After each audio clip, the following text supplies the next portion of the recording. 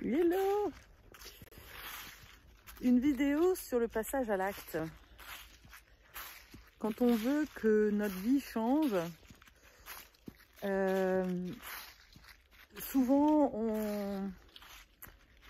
on pense qu'on a besoin de savoir où aller pour pouvoir se mettre en chemin. C'est une des principales erreurs que l'on fait dans les moments de transition. Je ne bouge pas parce que en fait je ne sais pas où aller. Sauf que si tu fais ça, il n'y a rien qui va bouger. La première chose, la première étape du changement, c'est la pause. Je m'arrête. J'arrête de gigoter dans tous les sens. J'arrête de m'agiter. J'arrête de remplir. J'arrête de faire. Je me pose. Et je reviens à l'intérieur de moi. Déjà, qu'est-ce que ça me fait en fait? D'arrêter de gigoter, d'arrêter de tourner en rond. Wow, déjà ça, c'est énorme en fait. À quel moment dans notre vie on a le temps de vraiment se poser? On a des vies de dingue. Et comme on ne prend pas le temps en fait de se poser, eh bien on se coupe en fait d'une des grandes capacités de l'humain, surtout des hypersensibles, c'est de recevoir des messages, d'être connecté à notre intuition, d'être connecté même à nos guides. Alors après ça te parle pas, mais en réalité tu n'es pas toute seule. Et quand tu te relis en fait à tes guides, pose la question. Pose-leur la question. Qu'est-ce que je dois faire maintenant? Donnez-moi des directions, donnez-moi des signes. Parce que là, je suis perdue en fait. Et déjà ça va tellement changer en fait ta vibration intérieure. De te relier à la nature. De voir la beauté de cette nature, même dépouillée. Là, la nature, elle est... Voilà, tous les arbres sont tout nus. Mais oui. Et nous aussi. En réalité, on est à poil. On est dans un grand tourbillon de changement, là. Et ça nous met dans un état de panique totale. Et quand on panique, en fait, on brasse. On fait, on cherche, on regarde des vidéos, mais plus on fait ça, plus on s'éloigne en fait. Plus tu t'éloignes de qui tu es. Plus tu vas chercher des réponses à l'extérieur de toi. Ah tiens, celui-là, il me dit des choses super bien, etc. Ouais, sauf que en fait, t'écoutes pas ce qu'il y a à l'intérieur de toi.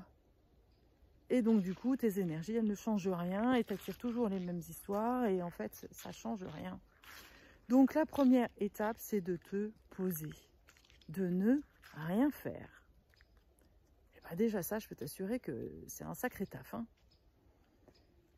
De rester sur ton canapé et de rester connecté par contre, parce qu'il n'est pas question de ne rien faire pour vraiment buller, de partir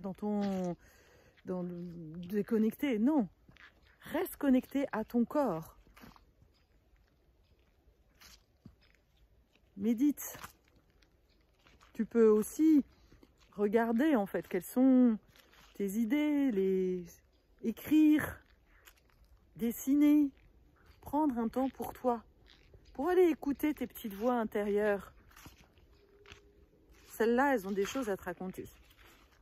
De te reconnecter à ton âme, parce que quand tu bouges dans tous les sens, c'est ton mental, c'est ton ego, et en plus tu es enfermé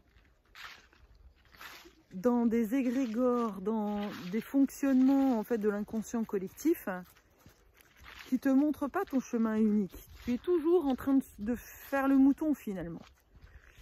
Sauf que ça marche pas. Deuxième étape, après la pause, il faut sortir. Il faut sortir de la bergerie. si tu veux qu'il y ait des choses qui changent. Ça, c'est la deuxième clé que j'ai compris qui amenait le changement. Déjà, de bouger.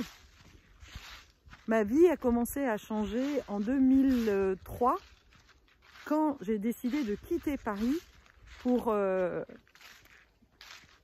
une expatriation et qu'on s'est retrouvé à Athènes. Waouh, changement d'énergie total. Alors tu vas peut-être pas aller à Athènes, mais déjà si ta vie, la vie que tu vis en ce moment ne te convient pas, bah quitte-la.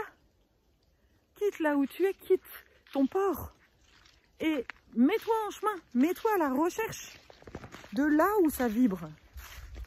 J'ai une amie qui sentait en fait qu'elle n'en pouvait plus de Strasbourg. Et avec son mari, ils ont passé l'été à voyager et juste aller chercher une maison. Ils ne savaient pas où. Ils n'avaient pas vraiment d'idée préconçue. Donc ils sont allés dans différentes régions et ils se sont laissés porter. Et elle a réussi à trouver un nouveau port. Voilà, où là, elle démarre une nouvelle vie. Mais sa vie a changé parce qu'elle s'est mise en mouvement. Elle a quitté quelque chose et elle s'est mise à chercher. On nous a fait croire que, en fait, bah non, si on attendait là, à regarder la télé, les choses allaient peut-être changer. Voilà. Mais non. C'est à toi de prendre les rênes et d'aller écouter et peut-être de te tromper. Ah, mais oui. Et c'est pour ça souvent qu'on n'ose pas en fait se mettre en chemin. Dire mais je sais pas où aller. Bah oui, sauf qu'à un moment donné, si tu quittes pas ta maison et que tu te mettes pas en chemin, c'est comme si tu arrivais dans un nouveau pays. Bah tu connais pas ce nouveau pays. Bah, et puis tu commences à marcher et puis tu commences à faire à découvrir. Et c'est là où tu fais des rencontres. Et là, tu commences à découvrir la magie de la vie. Mais si tu bouges rien, que tu changes rien, que tu restes enfermé dans ta baraque et avec toujours les mêmes personnes, les mêmes énergies autour de toi, rien ne va bouger. Ça, c'est une évidence. Donc, il faut déjà quitter. Quitter quelque chose, que ce soit un travail, que ce soit un fonctionnement, un lieu. Mais il faut lâcher quelque chose en fait pour pouvoir le remplir. Il faut bien vider un vase pour pouvoir le remplir. Ça paraît juste du bon sens, hein. Donc ça, c'est la deuxième étape. Et puis, la troisième, c'est justement eh bien, de se mettre en chemin, de se transformer en aventurier, de voir l'aventurier en toi, de faire confiance dans la vie. Et juste, voilà, de partir à l'aventure. Voilà, troisième étape, partir à l'aventure. Et là, ah ouais, là souvent, c'est là où il y a les plus grandes peurs, parce que, bon, déjà quitter, en général, ça brasse pas mal. Hein. Et puis après, bah là, de se laisser appeler par ce qui vient. Et là, il va s'agir justement de passer du mental au ventre, à ton sacral, la zone sacrée qui est celle qui nous guide. Mais qui nous a dit que c'est cette zone sacrée, vraiment la partie du ventre en fait, qui était en fait notre plus grande boussole dans notre corps? Personne. Non. Toi, tu vas rationaliser, tu vas essayer de planifier, tu vas essayer de définir ce que tu veux, et puis tu vas demander à des tas de gens c'est quoi ta mission de vie, c'est quoi tout ça, alors qu'en réalité, il est fort probable que ta mission de vie, c'est justement de faire des expériences. Comme moi. Moi, je suis une aventurière. Mais ça m'a pris beaucoup de temps, en fait, à comprendre que ma mission de vie, eh bien, était de faire des expériences. Et c'est pas pour rien que j'adore cette citation que je cite souvent dans ces vidéos, c'est Ever tried, no matter, try again, fail better. C'est-à-dire, peu importe, à chaque fois que tu essayes, à chaque fois que tu échoues, c'est pas grave. Continue à essayer, continue à échouer mieux. Et c'est vraiment ça. Et c'est au fur et à mesure, en fait, que tu vas avancer, que tu vas faire des expériences, que tu vas permettre de trouver ton chemin.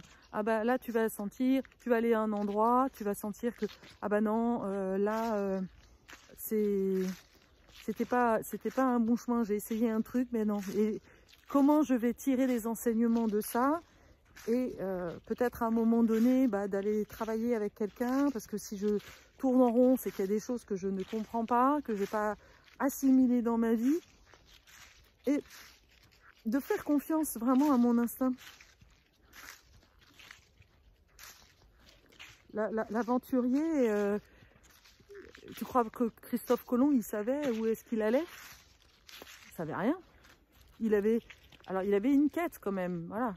Mais toi, parfois, tu sais même pas, en fait. Ok, tu pars à l'aventure, comme si, voilà, tu pars à l'aéroport, tu sais même pas quel avion tu vas prendre, et puis finalement, il y a un nom là qui va défiler, qui va être plus grand que l'autre. Tu vas te dire, ah bah oui, c'est ça. Ah, c'est cet endroit-là. Et tu sais même pas pourquoi. Quand on a décidé enfin, c'est plutôt moi qui ai décidé de me lancer dans l'expatriation, de pousser mon ex-mari à partir en expatriation, au départ, on lui a proposé plein de destinations. Au départ, ça devait être Dubaï. Et moi, Dubaï, ça disait non. J'ai dit, bah non, non, Dubaï, je me vois pas. Après, ça a été la Corée. Bah non, je sentais pas. Et puis après, quand il m'a proposé la Grèce, j'ai dit, ah ouais, là ouais.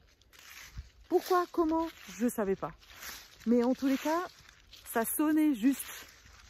Et c'est ça le secret de l'hypersensible. Il sent tellement les choses, en fait.